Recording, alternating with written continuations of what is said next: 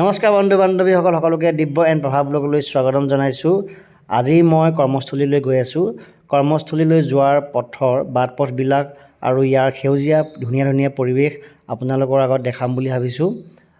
লগতে আজি আপোনালোকৰ ভিডিঅ'টো কৰাৰ মেইন উদ্দেশ্যটো হৈছে আজি শনিবাৰ, যিহেতু চৰকাৰী বিদ্যালয়বিলাকত শনিবৰীয়া চৰা অনুষ্ঠিত কৰা হয়, যাৰ দ্বাৰা ছাত্ৰ ছাত্ৰীসকলৰ শৈক্ষিক দিশৰ লগতে সুপ্ত প্ৰতিভাসমূহ বিকশিত কৰাৰ প্ৰচেষ্টা হাতত লোৱা হৈছে। ছাত্ৰ ছাত্ৰীসকলে বিভিন্ন ধৰণৰ কবিতা, সাধুকথা, গীত মাত, নৃত্য আদিৰ জৰিয়তে তেওঁলোকে আনন্দ উপভোগ কৰে।